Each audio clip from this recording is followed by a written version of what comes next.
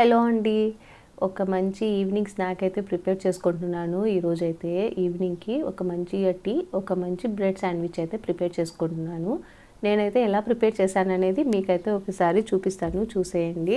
First అయితే tea అయితే prepare చేసేసుకుంటున్నాను. టీ ప్రిపేర్ చేసుకోవడానికి ఫస్ట్ అయితే నేనైతే పాలు కాచుకుంటున్నాను. మేము ఆల్రెడీ పాలనేది పోపించుకుంటాం కదండీ! ఆ పోపించుకున్న పాలు ఏమవుతదంటే పల్చగా ఉంటాయి. ప్యాకెట్ పాలైతే కొంచెం ఫస్ట్ వాటర్ అయితే వేసుకొని వాటర్ బాయిల్ అయిన తర్వాత టీ పొడి వేసుకుంటాము. సో అది వేరే ప్రాసెస్. సో నేనొచ్చే డైరెక్ట్‌గా పాలే పెట్టేసి ఈ పాలే కాసుకొని దీంట్లోనే పెట్టేసుకున్నాను. ఎందుకంటే ఇవి ఆల్రెడీ పలచగానే ఉంటాయి. సో అందుకని ఇంక నేనైతే ఏం వేయట్లేదు.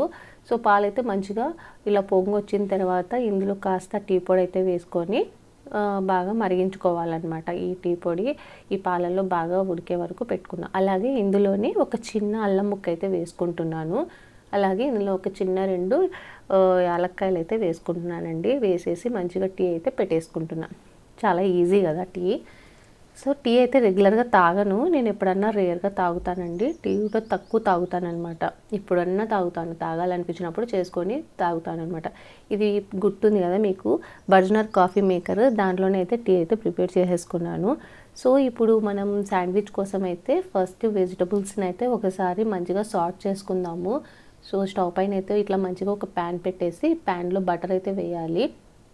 ఈ బటర్ అంతా మంచిగా కరగాలన్నమాట. బటర్ మొత్తం మెల్ట్ అయిపోవాలి.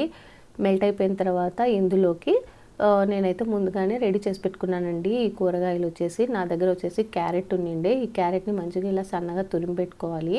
ఒక స్వీట్ కార్న్ ఉంటే దాన్ని వచ్చేసి ఉడకపెట్టేసుకొని గింజలు అయితే ఇలా ఒలిచి పక్కన పెట్టేసుకున్నాను. ఆ తర్వాత క్యాప్సికమ్ అనమాట. ఈ క్యాప్సికమ్ని కూడా చిన్నగా ముక్కలుగా తరిగి పెట్టుకోవాలి. ఇప్పుడు ఈ బటర్ మొత్తం కరిగిపోయింది కదా, ఈ కరిగిపోయిన ఈ బటర్లో వచ్చేసి మనం కట్ చేసి పెట్టుకున్న ఈ కూరగాయలన్నీ వేసేసి మంచిగా ఒకసారి వేయించుకోవాలన్నమాట.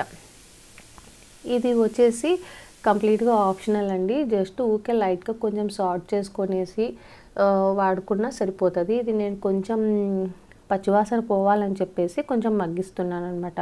అలాగే ఇందులోనే బఠానీలు కూడా ఉన్నాయి, కొన్ని పచ్చి బఠానీలు కూడా ఉంటే సో ఈ పచ్చి బఠానీలు కూడా వేసేసి ఈ బటర్లో మంచిగా ఒకసారి బాగా కలపాలన్నమాట. ఈ బటర్ అంతా ఈ కూరగాయ ముక్కలకి పట్టి అవి మగ్గే వరకు ఉంచుకోవాలన్నమాట.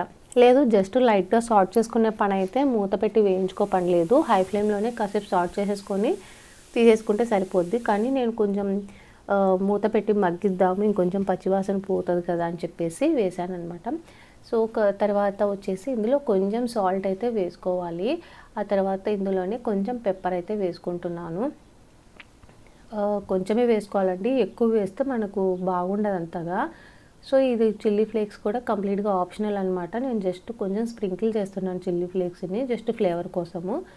ఇవన్నీ వేసిన తర్వాత ఇంకొకసారి మంచిగా కలుపుకోవాలి. ఇలా ఫ్రై చేసేసి స్టఫ్ అయితే మనకైతే రెడీ అయిపోయింది. ఈ స్టఫ్ను వచ్చేసి మనం పక్కన పెట్టేసుకుందాము.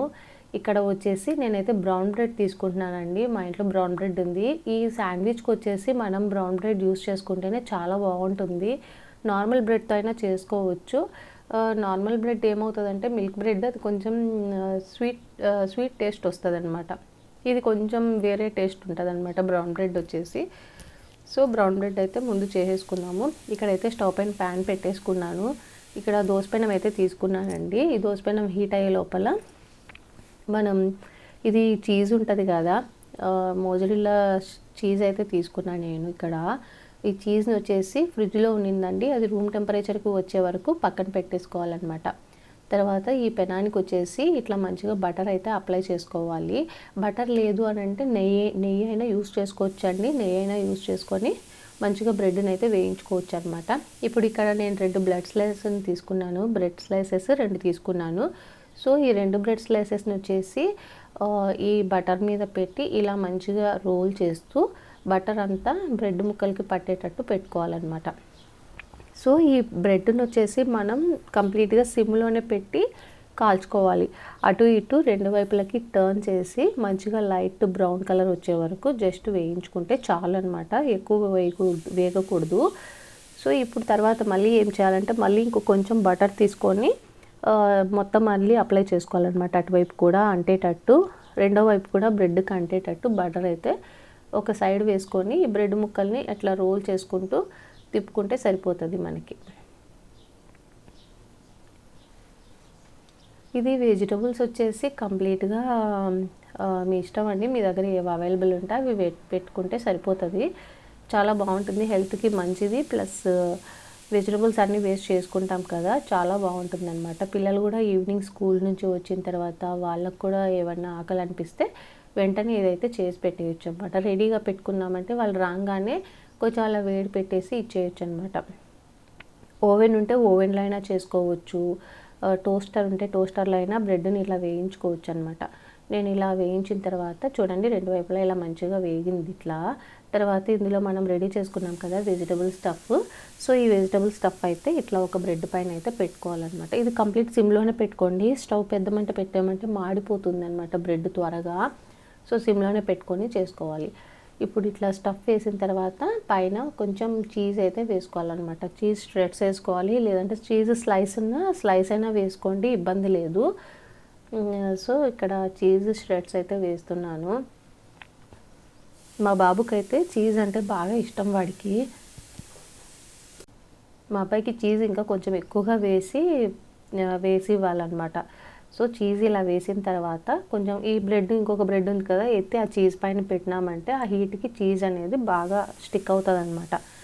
సో తర్వాత ఈ బ్రెడ్ని అటు ఇటు 2 వైపులా చిన్నగా స్లోగా టర్న్ చేసుకోండి, లేకపోతే కూరగాయలన్నీ వెళ్ళిపోతాయి అనమాట. సో స్లోగా ఇట్లా టర్న్ చేసుకొని ఇలా ప్లేట్లోకి అయితే తీసేసుకొని మధ్యలోకి ఇలా సెంటర్లోకి ఇలా కట్ చేసేసామంటే ఇలా క్రాస్గా కట్ చేసేసి ఇచ్చేయండి.